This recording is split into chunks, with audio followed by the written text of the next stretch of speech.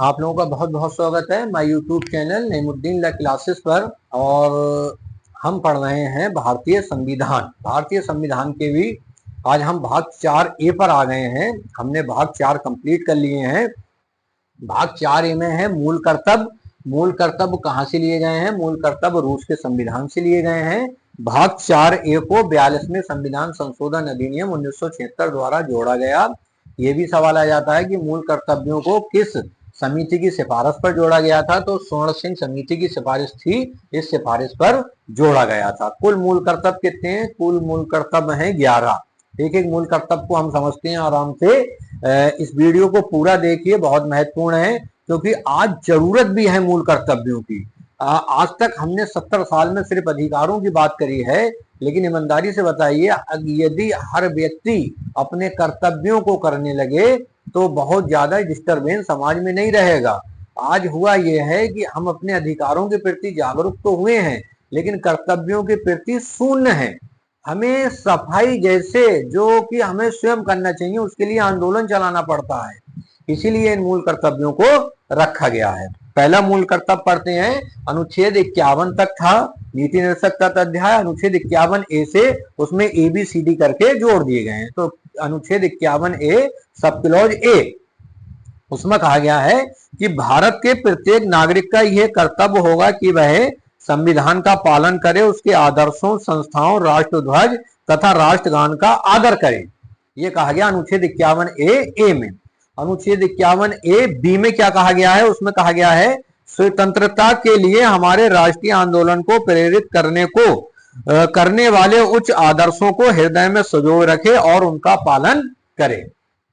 अनुच्छेद 51A में कहा गया है कि भारत की प्रभुता, एकता और अखंडता की रक्षा करे और उसे मजबूत बनाए। ठीक। अनुच्छेद 51D में कहा गया है देश की रक्षा करे और आहवान किए जाने पर राष्ट्र की रक्षा करे। आहवान किए जाने पर राष्ट्र की रक्षा करे। अनुच्छेद 51C में कहा गया है भारत के सभी लोगों में समान भाईचारे की भावना का निर्माण करे, जो धर्म एवं भेदभाव से परे हो।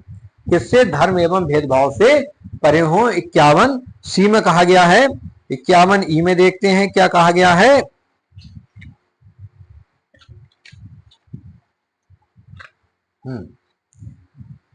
51E में यह है भारत के 51D समझ लिया था, देश की रक्षा करे और आह्वान किए जाने पर राष्ट्र की सेवा करे।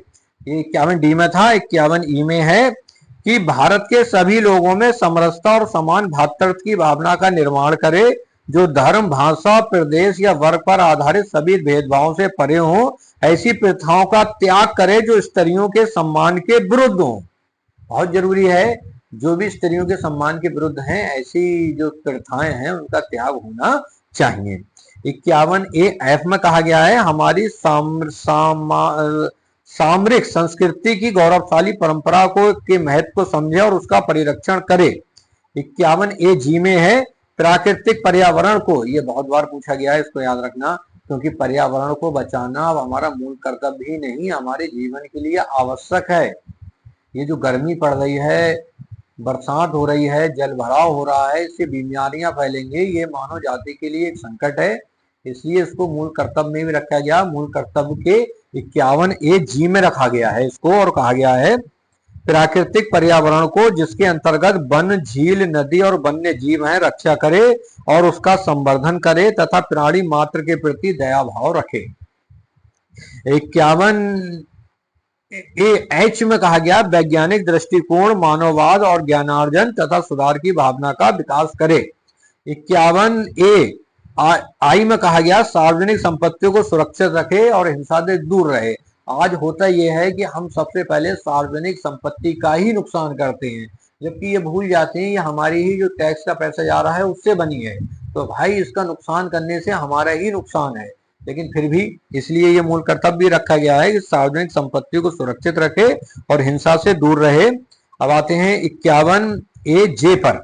कहा गया व्यक्तिगत और सामूहिक गतिविधियों के सभी क्षेत्रों में उत्कर्ष की ओर बढ़ने का सतत प्रयास करे, जिससे राष्ट्र निरंतर बढ़ते हुए प्रयत्न और उपलब्धि की नई ऊंचाइयों को छुए।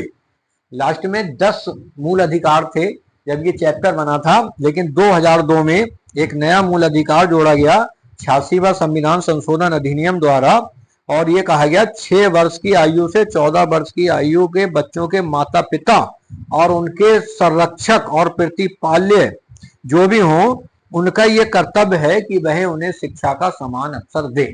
तो ये इस तरह से 11 मूल कर्तव्य थे जो मैंने आपको समझाए।